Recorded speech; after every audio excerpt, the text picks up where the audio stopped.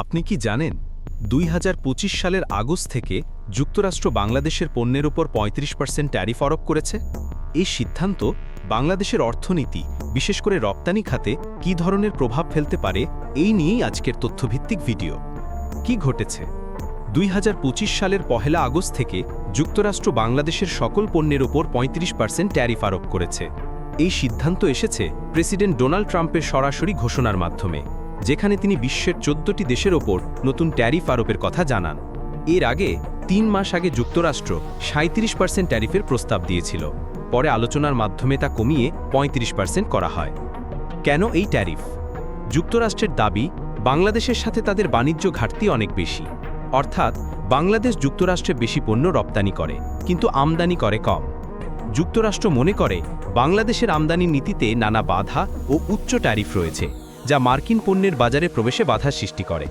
Trump প্রশাসনের মতে এই ট্যারিফের মাধ্যমে তারা বাণিজ্য ভারসাম্য আনতে চায় এবং নিজেদের অর্থনীতিকে সুরক্ষা দিতে চায়। বাংলাদেশের অবস্থান ও প্রতিক্রিয়া।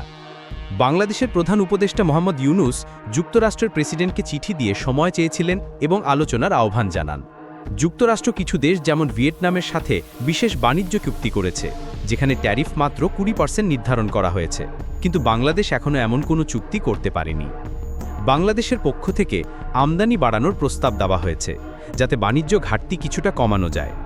বর্তমানে দুই দেশের মধ্যে আলোচনা চলছে, তবে যুক্তরাষ্ট্র কঠোর শর্ত দিয়েছে এবং বলেছে বাংলাদেশ পাল্টা ট্যারিফ দিলে আরও বেশি ট্যারিফ আরোপ করা হবে। বাংলাদেশের জন্য প্রভাব। যুক্তরাষ্ট্র বাংলাদেশের সবচেয়ে বড় রপ্তানি বাজার, বিশেষ করে তৈরি পোশাক আরএমজি খাতে। ২০২৪ সালে বাংলাদেশ যুক্তরাষ্ট্রে প্রায় $8.4 বিলিয়ন পণ্য রপ্তানি করেছে, যার মধ্যে $7.34 বিলিয়ন পোশাক। নতুন ট্যারিফের ফলে বাংলাদেশের রপ্তানি খাত, বিশেষ করে পোশাক শিল্প, বড় ধরনের চ্যালেঞ্জের মুখে পড়বে।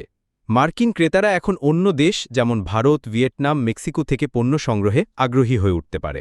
তুলনামূলক tariff rate: Bangladesh ৩৫%, Vietnam ২০%, Myanmar ও লাওস ৪০%, থাইল্যান্ড ও কম্বোডিয়া ৩৬%, ইন্দোনেশিয়া ৩২%, ভারত ২৭%, পাকিস্তান ৩০%, চীন ৪০%।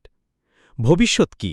বাংলাদেশের জন্য এখন সবচেয়ে বড় চ্যালেঞ্জ হল যুক্তরাষ্ট্রের সাথে আলোচনার মাধ্যমে ট্যারিফ কমানো বা বিশেষ কোনো চুক্তি করা। বিকল্প বাজার খোঁজা, পণ্যের বৈচিত্র্য বাড়ানো ও আমদানি রপ্তানির ভারসাম্য আনার দিকে মনোযোগ দিতে হবে। ব্যবসায়ী ও নীতিনির্ধারকদের জন্য এটি একটি গুরুত্বপূর্ণ সময়, কারণ সিদ্ধান্ত এখনই না নিতে পারলে বাংলাদেশের রপ্তানি খাত বড় ক্ষতির মুখে পড়তে পারে। কন্টেন্টের শেষ কথা: এই ৩৫% ট্যারিফ বাংলাদেশের জন্য একটি বড় চ্যালেঞ্জ, তবে কূটনৈতিক ও বাণিজ্য আলোচনার মাধ্যমে সমাধান সম্ভব। আমাদের অর্থনীতি, কর্মসংস্থান ও ভবিষ্যৎ রপ্তানি নির্ভর করে কত দ্রুত ও কার্যকরভাবে আমরা এই সংকট মোকাবেলা করতে পারি। আপনারা যদি এই বিষয়ে আরও আপডেট জানতে চান, আমাদের চ্যানেল সাবস্ক্রাইব করুন এবং কমেন্টে আপনার মতামত জানান।